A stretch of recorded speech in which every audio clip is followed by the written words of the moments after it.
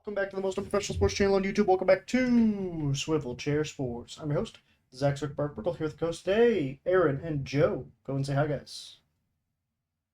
Hi.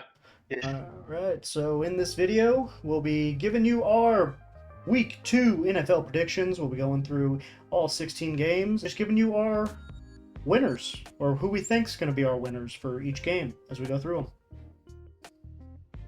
Yeah, and if you like our content, be sure to like and subscribe and leave a comment and let us know what you think.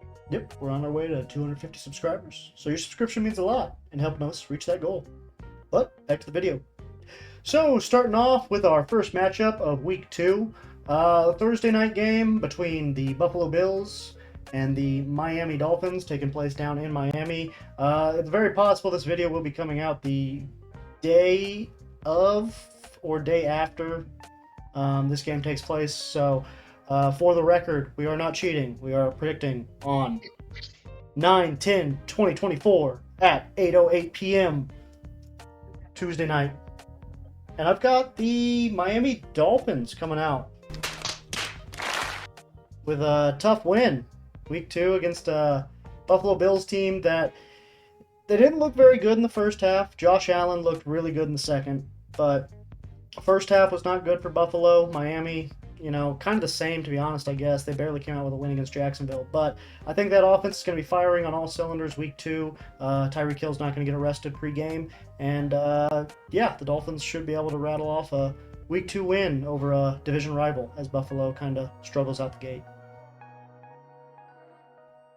Yeah, Josh Allen looked like he forgot he was playing football in the first half, and then he was like, oh yeah, I'm Josh Allen, and he took over the game in the second half. Their defensive line looked a lot better, especially against Kyler Murray.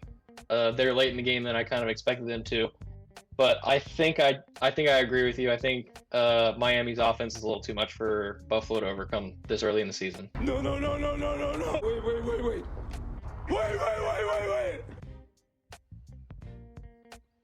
Oh, Miami. I'm on the Tua train. Stupid. They got Jalen Ramsey, IFA corner in the league for an exact reason. So I just like them, and it's at home too. Yeah, I would also add that Buffalo's secondary didn't look great, specifically in the first half last week. So if Tyreek and Jalen Waddle can take advantage of that, could be scary down there in Miami. Starting off on Sunday now, we got our first matchup between the New Orleans Saints and the Dallas Cowboys. New Orleans looked incredible Week 1, just beating the piss out of the Panthers by 47 points or whatever. Dallas Cowboys, kind of similar story, beating the piss out of the Browns. Dallas should win this game, I would think, unless New Orleans really is what they showed in that Week 1 matchup. I just don't think they're quite that good, considering they're not going up against the Panthers this time around. Dallas' defense is much better. Dallas' offense is a whole hell of a lot better. So, I expect Dallas to roll and get off to a 2-0 start. Yeah, I mean, obviously Dallas isn't Carolina, and they're in a much better spot, hoping to win their division, whereas Carolina's hoping to win a game. So I will favor the Cowboys over the Saints as well. I can't stand Dallas. I don't want to pick them by any means. I despise Dallas. They did have 6 sacks against Deshaun Watson, who's a lot more mobile than Derek Carr. And it's in Dallas in week 2. I think that stadium's gonna be lit. They're gonna be going crazy. So I'm gonna just try to pick a smarter pick and go with Dallas, even though that pains me to do so. Hey, it's not the playoffs, so we can feel That's confident. true. Yeah, who knows? Maybe Rashid Shaheed just runs right by Trevon Diggs, not Deron Bland because he's not there, of course. But I don't know. Maybe the Saints can surprise people. Next game, we got the Tampa Bay Buccaneers going up to Detroit to visit the Lions. Potentially tough game between two Week 1 winners. Baker Mayfield looked like he could potentially be the best quarterback in the NFL. And then David Montgomery looked like he might be one of the best running backs in the NFL. So it'll be interesting to see how those two teams clash. Detroit's defense seems like it's gotten a little bit better. So's Tampa Bay's, though, I think. I'm gonna go with Detroit with the home field advantage on their side. I think Jared Goff's gonna perform better. I think Amon-Ra St. Brown's gonna be more involved, and if Jameson Williams really, if what he showed in Week 1 is what he can really be in this Detroit Lions offense, then they finally got their second big time receiver. So yeah, I got Lions in this matchup, but I'm rooting for Baker. The reason that the Bucks got their playoff win last year was they just had an absolute masterclass in getting pressure on Jalen Hurts. And I think that is Jared Goff's biggest problem when he's not allowed to just, run play action or sit back there in the pocket and dice up the defense. You get pressure on him, he really struggles. So I think if Tampa Bay is able to do that, then they've got a real shot at winning this game. Baker looked really good his first game back, or first game of the season. I think I'm gonna have to go with Lions as well, though. Mm-hmm. I think they're kind of on a roll. That O-line looked really good. It looked really, really good. I think I'm picking Lions. This isn't starting off too hot for us, fellas. Detroit was 6-2 at home last year. It's kind of hard. I'm big on the culture of the team, and I think they got that there, and I think those fans are excited to have Detroit playing the way they did. I'm gonna pick them, but I'm rooting for Baker, man. After what he showed Week 1, I'm hoping he goes out there, and I'm pulling for him to win, honestly. Yeah, kind of opposite what I said for the Bills earlier. The Detroit secondary looked really, really improved this past week. So if they can continue doing that, especially against a unit like what the Bucks have in Mike Evans and Chris Godwin, it could be in for an interesting game there. Next, we got the Colts visiting the Packers up in Green Bay. Obviously, Green Bay being without their starting quarterback, Jordan Love, presumably. I've got Green Bay winning this game. The home field advantage kind of helps. Josh Jacobs, I think, will have a pretty big game. Colts' run defense hasn't notably been very good these last couple years. So I expect Josh Jacobs to be able to kind of explode. Malik Willis hopefully just does enough to keep the game close enough to where the Packers can squeak out a win.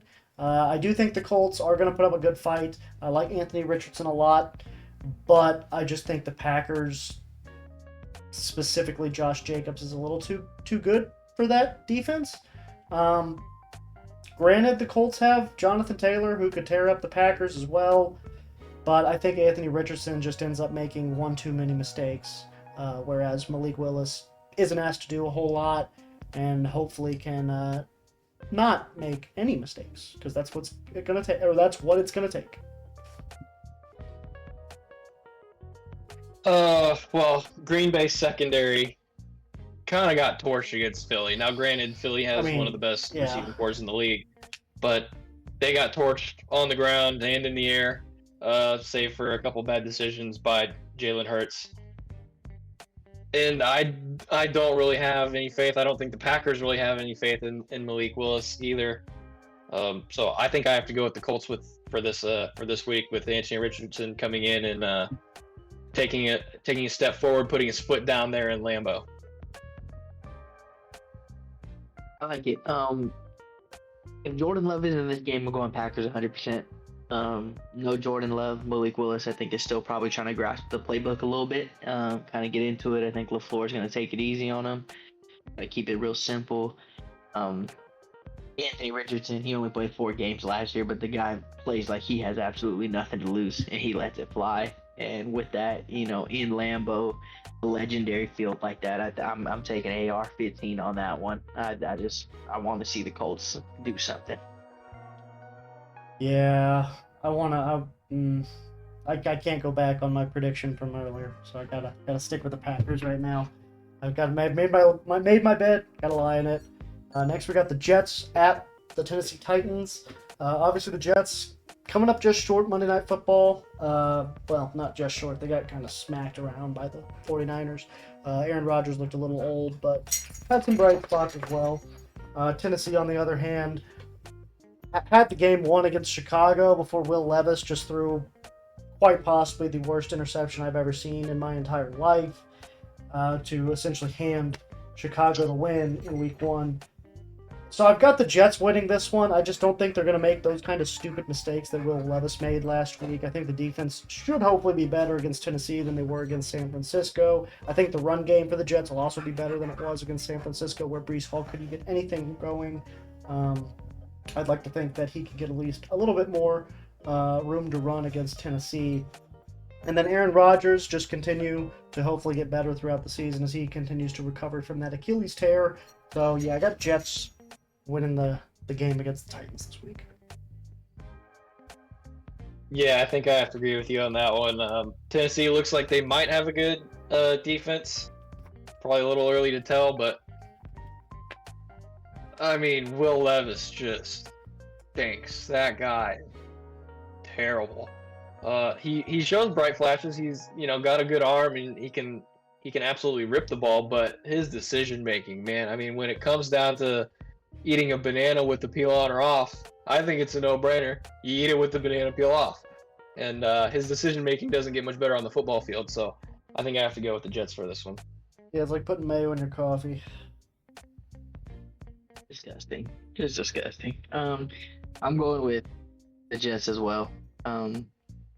Tennessee going into the year was just a prove-it team to me. I needed to see from Will Levis before I could, kind of hop on that train a little bit. But Aaron Rodgers, he didn't play at all last year, and I just don't see a guy like that going and making enough mistakes to match Will Levis or lose to him. Yeah, that's basically what I'm thinking too. Next we got the San Francisco 49ers visiting the Minnesota Vikings. San Francisco. Hey, Sam Darnold looked really good in week 1, okay? Maybe he can come in. Good for him. San Francisco. It's a revenge game, too, because they let him walk and, going with scrub-ass Brock Purdy over him last season. So, no, all jokes aside, yeah, San Francisco probably going to win this game. They're just going to be able... They're just going to be too much for the Minnesota Vikings on both sides of the ball. Their defense is going to be able to really stop them from doing anything. Maybe Sam Darnold gets like 1 touchdown. Probably also comes along with 2 picks, or at least a fumble and a pick, 2 turnovers of some sort.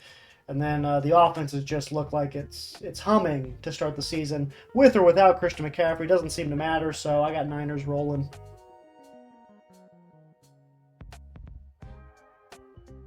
Yeah. Yeah, Niners. Okay. Next we got against the Niners unless they play the Chiefs. Fair enough. Next we got the Seattle Seahawks visiting the New England Patriots. The Patriots shocked the world by knocking off the Cincinnati Bengals in Week 1. Meanwhile, the Seattle Seahawks were able to do just enough to beat Bo Nix and the Broncos, making Bo Nix look like a 21-year-old rookie as opposed to a 31-year-old rookie. So, gonna be a defensive game probably, I'd say. Both defenses look to be pretty good. Both offenses seem to be pretty mediocre, I think. I mean, I can't say that for sure with Seattle. I just don't have a whole lot of faith in Geno Smith. But I have enough faith in him to win this game. I think Seattle's just the better team overall. So unless New England really has turned that corner that we all don't expect them to have done, Seattle should be able to win this game, I would think. Yeah, I think maybe that might be a testament to maybe how bad the Bengals are this year. Losing to the Patriots in Week 1, but I think Seattle's offense could be one of the best in the league. They've certainly got the offensive weapons for it. It just kind of comes down to that O-line and Geno Smith making the right decisions back there. But I think I have to go with Seattle there as well. This one's kind of for the heck of it. I do like Seattle, but I'm taking New England on this game. It's New England at home. Gerard Mayo is he was a very good NFL player, in my opinion.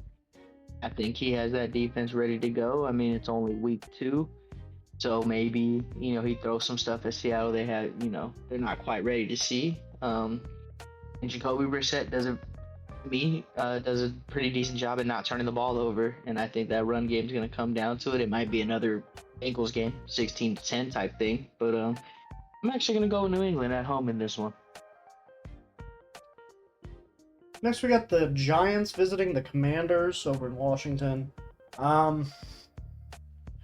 I mean, Turn on your TVs for this one, people.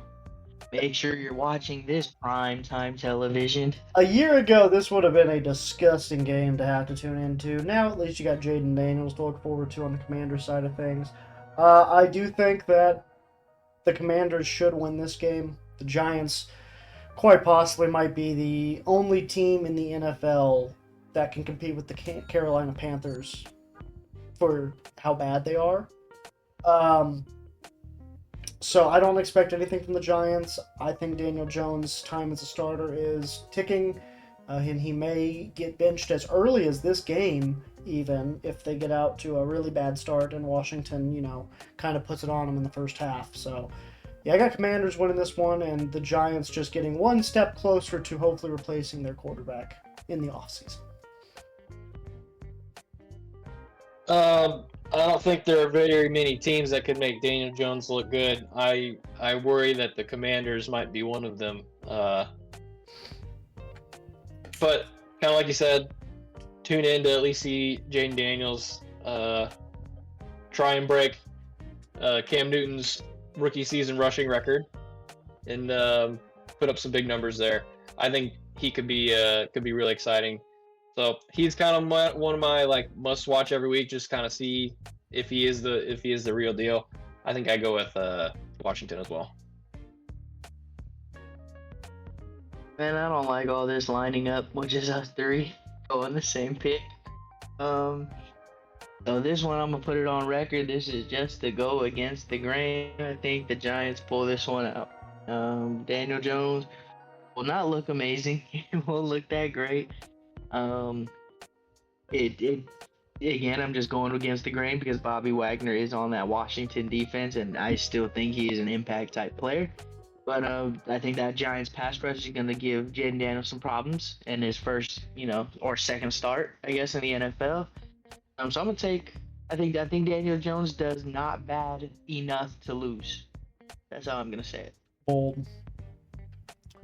Next, we got the Chargers at Carolina taking on the Panthers. The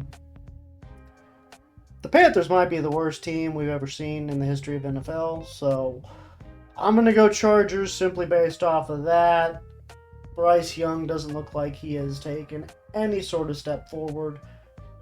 Neither has the rest of that team, unfortunately. Meanwhile, the Chargers kind of looked okay in week one. J.K. Dobbins looks like he could be a very impactful player this season for the Chargers.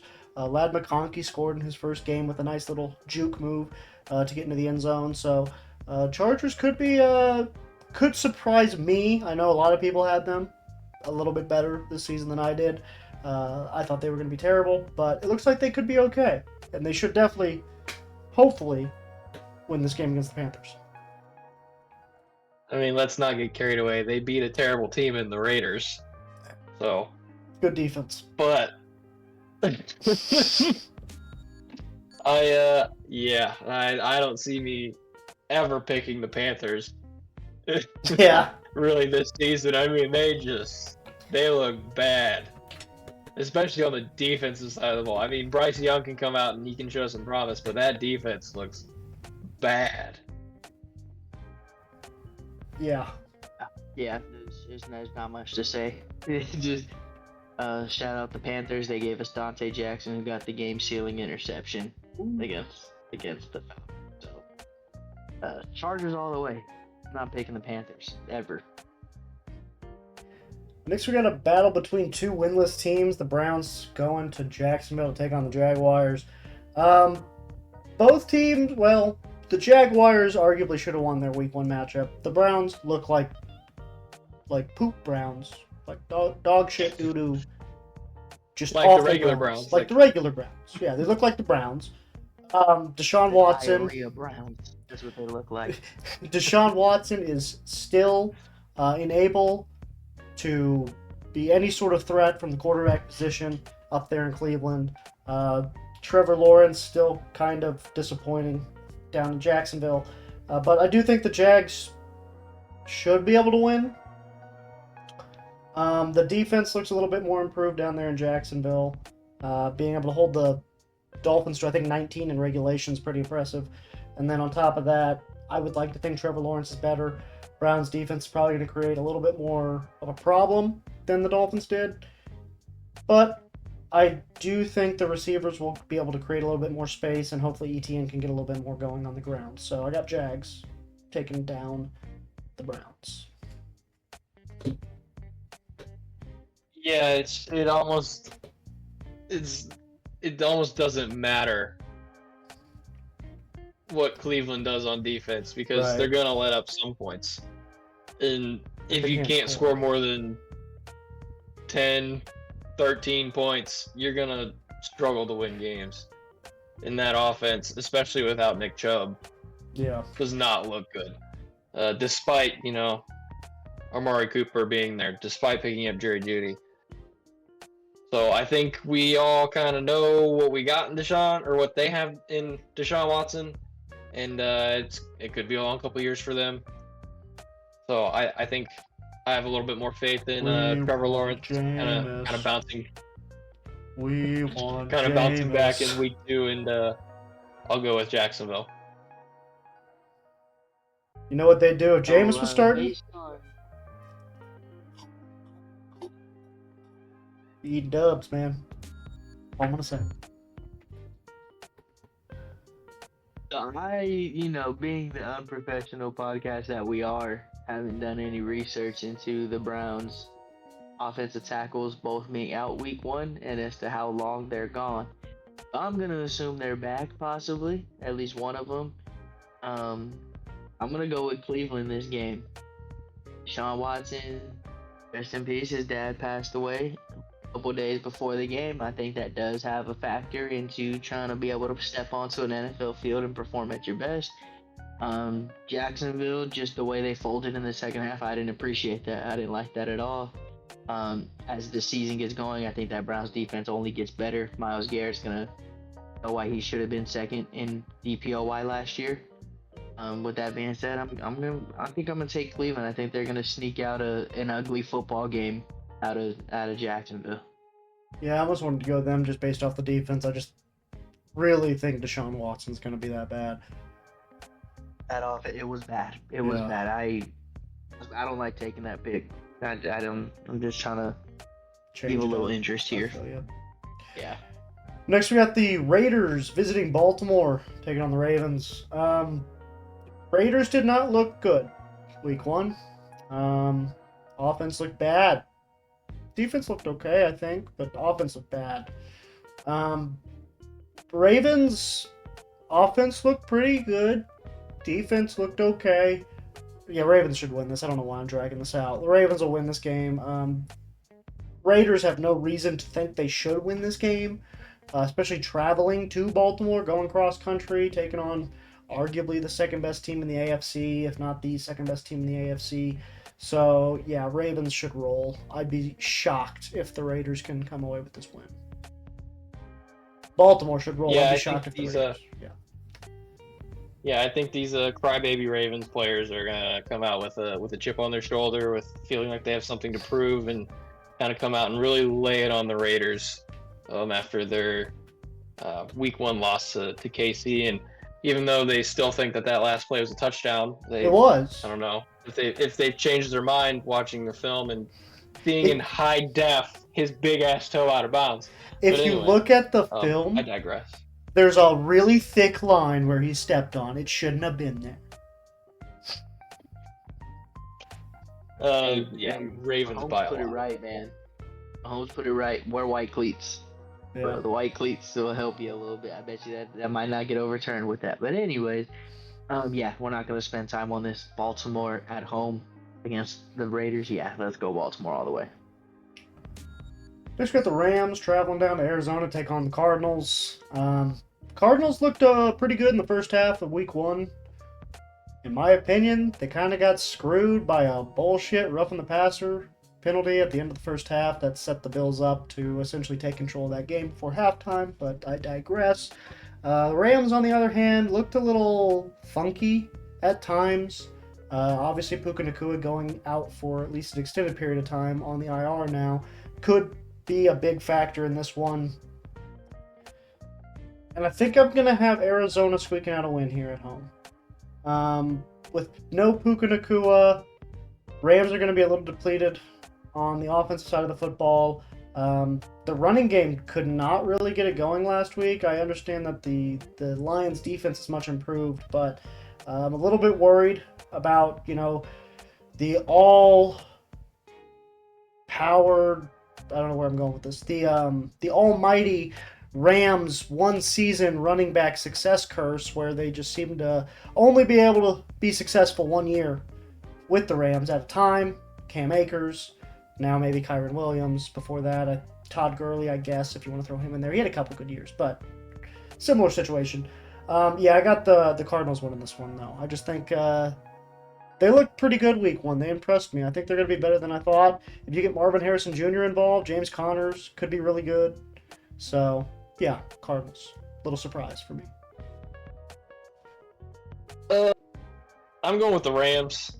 I've got more faith in. I think this will be a close game, and I've got more faith in Stafford to go out and win a close game than I do Kyler Murray. I think the Rams have a better defense. They also have, if I'm not mistaken, Cody Schrader, so he could be good for 1 year. That'd be fine with me, and then go somewhere else. So yeah, I think I have to go with the Rams on this one. I'm going with the Rams. A lot of it's just I think I'm holding on to the past a lot. I'm holding on to Stafford and the older vet guys. I like them. I mean, Puka Nakua went down, and then they looked like what they did the year before, with Cooper Kupp being pretty much the number one option by far. And the guy went for 14 with 110, and I don't know if the Cardinals have a guy that can cover him one-on-one. So I'm going with the Rams. Yeah, for some reason, I was going to say Rams, and then something pulled me towards the Cardinals for whatever reason. I don't hate you for the Cardinals pick after what they showed. They impressed me a lot too this week one. Yeah, they impressed me. You seem to really like the Rams. I'm not surprised. I do, but the Cardinals really, they caught me off guard with that Bills game. I can't lie. I think they should have won. I do like Kyler. I think they should have won if it wasn't for that passer call at the end of the halftime. It's completely shifted momentum, in my opinion. But next we got Pittsburgh versus Denver at Mile High. I think Pittsburgh comes away with this, even though it looks like Russell Wilson's not going to play. I do think that Justin Fields is going to be able to do just enough against this. I mean, the defense isn't really the problem in Denver, I guess. It's really the offense, because they did have two safeties week one somehow, almost three. But I just don't have any. Yeah, that was crazy. It's the only reason they were in the game, man. And that's why I have no faith in the Broncos being able to score against Pittsburgh. If they can't score hardly anything against Seattle, what do you think they're going to do against Pittsburgh? They're not going to be able to do a damn thing. So I've got Pittsburgh probably winning like 12-9 or something stupid like that. So I think you're forgetting one key. This is in Denver, so the field goal range is extended. That's true. 15-12. With like a 65-yard field goal. Yeah, I think Steelers as well. Some deals, didn't look great, but he didn't look terrible in that week one win. Probably going to rely a lot on Najee Harris this week, and yeah, I think my pick's the Steelers. A lot better than Bo Picks over there. I'll take, this probably the longest that I talk on this one, because it is a Steelers game. I'm 100% with Burke. I think this game is like 12-9. Aaron makes a good point. It is Mile High, maybe 15-12, maybe a little bit. The thing I want to point out, though, is Bo Nix was hit 9 times this past week. And the defense he played was not the Steelers defense. He has TJ Watt and Alex Highsmith coming off that edge, and I expect those 9 QB hits to turn into 9 QB hits or 10 QB hits, along with 4 sacks, not just 2. Yep. It'll be 6 sacks, but 2 of them will be called back because of penalties. Yeah, see, exactly. See, TJ Watt should already be front runner for DPOY after that last game, but he might be after this one. Yeah, after what Seattle did to Denver, he might be after this one, because it could be bad. We should have had more than just 1 interception that game too, or 2 against Kirk Cousins. We should have had another one when they dropped one on the first drive. So I think that's a tough start to a rookie to walk into T.J. Watt and Cam Hayward and Minka Fitzpatrick in your second NFL start. So I got the Steelers pulling off a wild win in the 9. Yep, field goal to win the game. I feel you. Next, we got the Cincinnati Bengals visiting the Kansas City Chiefs at Arrowhead Stadium. I think after what we saw from Cincinnati, it's a little bit more easy of a pick than it was. I was going to go Chiefs regardless, but now I feel even more confident than I did beforehand. Because this was actually the only potential playoff team I had the Chiefs beating this year in our previous preseason predictions, which was probably not correct. Obviously, we already beat one in the Ravens. But yeah, I already had No us beaten. respect. I did not have any respect for ourselves. Yeah, Cincinnati did not look good week 1. They always look really bad in week 2s as well. So I expect that trend to continue. T. Higgins might also be out. Maybe Jamar Chase just feels like, oh man, my leg's a little sore until I get paid. I don't know what's going on down here, but maybe a hamstring or something. So it'll be interesting to see what receivers are available against Kansas City this week, but I got the Chiefs winning regardless. They just look like a more prepared team this early in the season. Yeah, my one concern is our Burrowhead. pass rush outside of Chris Jones isn't that great. And if you give Joe Burrow any time in the pocket, that's makings for disaster for your defense. I do lean towards the Chiefs, but I wouldn't be surprised if this was a close game. I'd be mad if it is, to be honest. So a tweet that said that Joe Burrow is currently 5-1 against Patrick Mahomes and Josh Allen. And in that same breath, he's also 0-5 against Baker Mayfield and Jacoby Brissett. So, with that being said, it's only week 2. Based on what the Chiefs showed and versus what the Bengals showed, I got it. Like I told you guys before, you two are Chiefs fans, but 15's under center. I'm rocking with that guy. So Chiefs. Yeah, if the Bengals defense really is as bad as it looked, the Chiefs could hang 40 on them. So. Yeah, but that Arrowhead too, you said, right? Mm-hmm. 30 and then stopping midway through the third quarter and leading to a close, Bengals comeback. Oh yeah, kind of like Yeah, that could easily happen. That kind of very similar to the AFC Championship game we lost, where it seems like the wheels just fell off in the second half out of nowhere. But next we got the Sunday Night Football matchup between the Chicago Bears visiting the Houston Texans. A little Caleb Williams versus C.J. Stroud, last year's Rookie of the Year versus potentially this year's Rookie of the Year. I think the Texans. Not after week 1. Well, not after week 1, I guess, but I think the Texans should win this one. They're at home, so they got that advantage, of course. Offense looks really good with Nico Collins, Tank Dell going downfield, being the deep targets while you got Stephon Diggs kind of underneath, taking care of that. Joe Mixon looked incredible in a Texans uniform, so that's just another dynamic threat that you got to worry about on that Houston offense. Yeah, I don't see any reason why Chicago, unless that defense just really plays their ass off, which they could. That defense looks like it could be solid. I just don't see any reason Chicago should be able to knock off Houston, so I got the Texans winning. Yeah, this will definitely be that test for Chicago.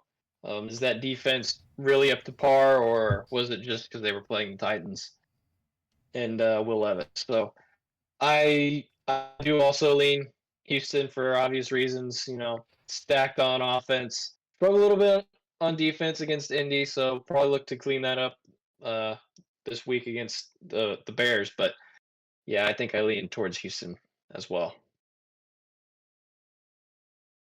Houston. I'm gonna keep it short. I think the Bears will be a more tougher second half team once all those new pieces kind of start to gel, have a little more time to gel. But Houston for all the reasons you guys named and the obvious ones.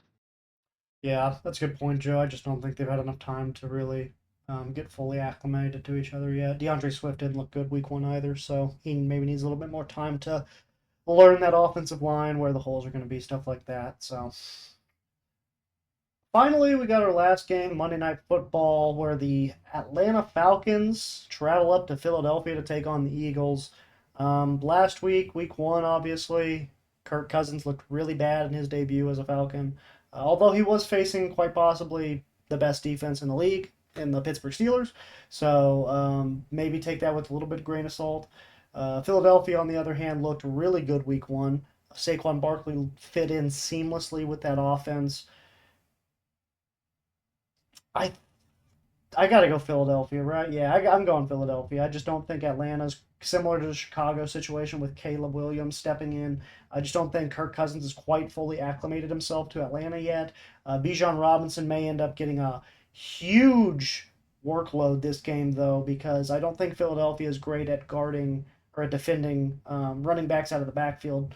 So could see Bijan Robinson breaking off some big catches as well as carrying it as well. But I just don't think Atlanta's going to be able to keep up with Philadelphia offensively. So I got Philadelphia winning Monday Night Football. Yeah, I do as well. I mean, I know that their defense gave up a lot of points and a lot of yards to Green Bay, but a lot of those, yards came from Jordan Love buying time, and I don't think Kirk Cousins can buy time the way that Jordan Love can. I think their defense does a lot better. Looks much improved this week, and I think Atlanta's struggles continue. Yeah, I'm just gonna go Philadelphia. On paper, they just seem like the team to go for. Here are our predictions. Here we think who are going to win week 2 matchups, respectively. So, unless y'all got anything else, I think that'll do it for this episode of the most unprofessional sports channel on YouTube, Swivel Chair Sports. I've been your host, Zach Zuckerberg Merkel, here at the coast today. Aaron and Joe. Go ahead and say bye, guys. Bye. All right. Please make sure to comment down below if you agree or disagree with any of our opinions. Make sure to like and subscribe if you made it to this far into the video and enjoy our content. And most of all, deuces, and have a good day.